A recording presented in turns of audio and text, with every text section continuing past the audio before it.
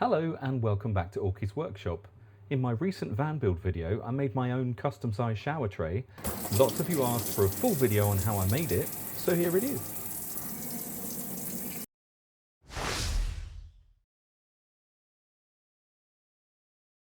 I'm going to go through the entire process of templating, preparation, choice of fiberglass, laying the fiberglass, finishing the tray, and finally fitting the tray in the camper van. There's also a little bonus section at the end where I'll fit the internal and external showers. So stick around. That's not a joke unless you are working with fiberglass. Oh, and if you have any questions, please leave a comment and I'll do my best to get back to you. So why a custom shower tray? Well, have you seen what's on offer? It's plastic and nasty. Also, I want my van to be designed with the best layout in mind, so having to stick to basic designs is a little disappointing. And they're easy to make. So shall we get started? Obviously, it goes without saying that you need to measure the space. You can be a little generous here as a 5mm wiggle gap on each side is totally acceptable. The fiberglass needs room to flex when it's in use in the same way that your shower tray or your bath at home. Once you've got your measurements, transfer them to a sturdy piece of cardboard. I'm using a bite box from the store next door. Mark up where you want your waste to be fitted, remembering that you need to send a 25mm pipe from your tray to the waste tank below. I'll leave a link to the drain plug I use in the description. We need to recess the drain area slightly to help the flow of water, so draw around the whole drain. I use something a little larger than the drain itself, and I'm using a paint can just to mark out the perimeter around the drain.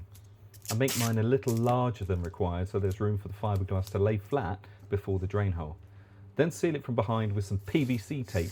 Don't use gaffer tape or it will stick. I know it looks like I'm playing with sticks, but these will be ribs which are going to help strengthen the tray and provide some grab whilst you're having a shower. There's also another reason for this, and I'll explain that a little later. I've made mine from some 4mm by 25mm plywood strips that have been varnished and sanded on all sides to 40 grit. These are then laid in a pattern that will guide the water into the drain. This is going to help if you're not quite level on site too. Around the edges of the tray, I've fixed a raised wall section. I'm using 15mm by 40mm lightweight plywood, varnished and sanded to 40 grit, and this creates a little raised lip around the tray that stops the water flowing off through your van. I've hot glued the ribs and walls in place so I can crack on with the rest of the prep.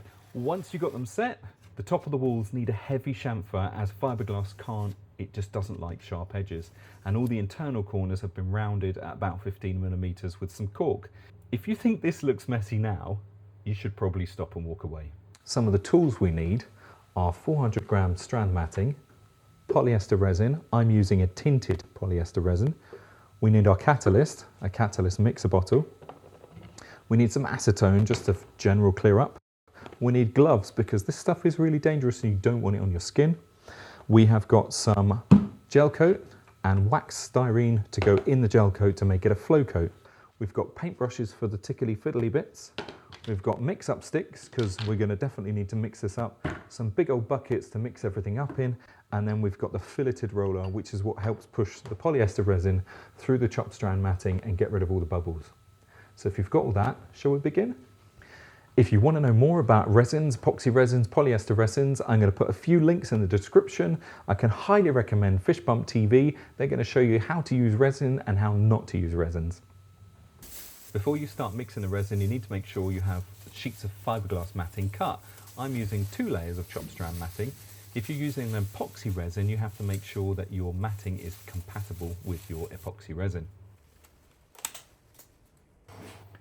Okay, now we're going to go on to the nasty stuff. Wear a mask, wear gloves, wear eye protection. Grab yourself a measuring cup. I mix by weight, so any cup will do. I've also been using the same cup size for years, so I kind of know how much resin I need. There will be a mix ratio on the side of your resin can. If not, just ask your supplier for the details. When mixing, it's essential that you use all of the resin you've poured or your ratio is going to be off. If you're new to fiberglass, aim for the slowest setting time so you've got plenty of time to apply the resin. Also take note of the temperature as this could cause your resin to kick quicker. Then, when you're ready, add the catalyst and stir, and stir, and stir, and stir. There is no time for a tea break now. Don't answer your phone unless it's an emergency, and don't take a break.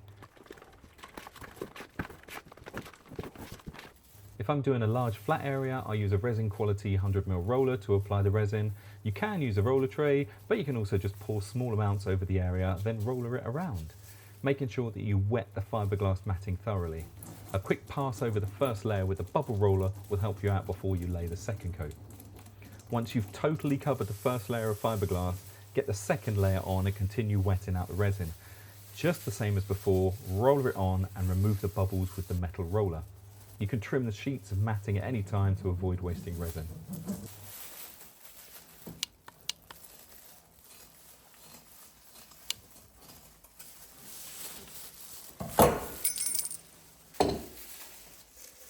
Once you have the fiberglass all wetted out, the metal bubble roller has removed any bubbles. Place the bubble roller in some acetone so it doesn't glue up. Then place any unused waste resin that's in your bucket or in your roller tray outside of your workshop, as excess resin can go exothermic and cause a fire. Okay, you've got all the resin on, so take a break. I like to leave the resin for about 24 hours before I continue with the next step. Brilliant, the resin's dry, it's almost finished. I trim off any spiky bits around the edge. I also knock any wispy, whoppy bits off with some 40 grip sandpaper. Time for the gel coat. I'm applying a white gel coat by brush. You can do it with a roller. I find it's easier with a brush on this odd shape. I like to just get it on the fiberglass. It's fairly good at self-leveling.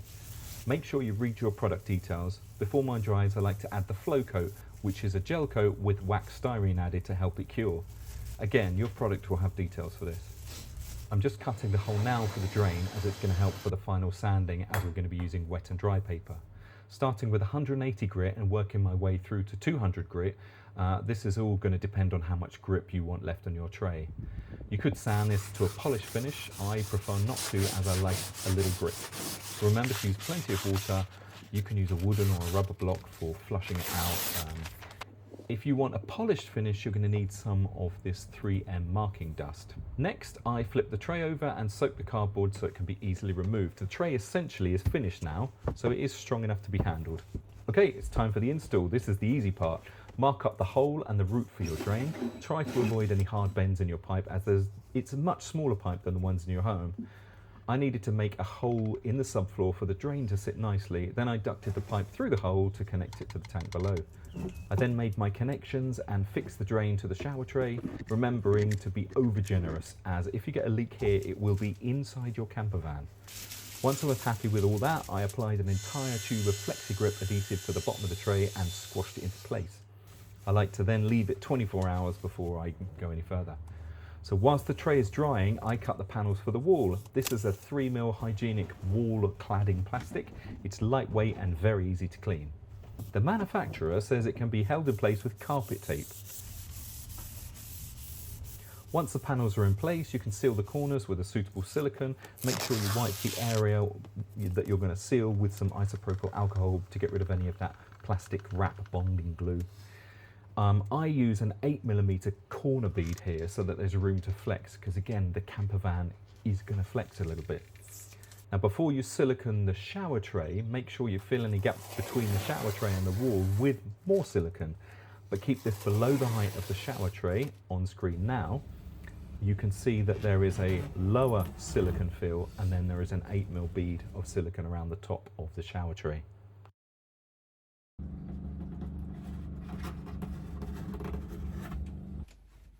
Okay, we're almost done. It's time for the shower controls, the bonus section. One second, I forgot I added a mirror. Full-length mirror is a really great addition. It's for light and for having a look at your... Fitting the shower control, it's very easy. It involves making holes in a perfectly nice wall panel, so make sure you measure twice. Then making sure that there's nothing behind, you can then drill out the corners before cutting the lines with a suitable cutting tool. Make sure you leave 1 or 2mm allowance so you can adjust for the level and make sure that little control section is nice and level and looking lovely. Then you can silicone seal around it and on the back. With that silicone in place, slide it in slowly and then secure it with a couple of stainless steel screws.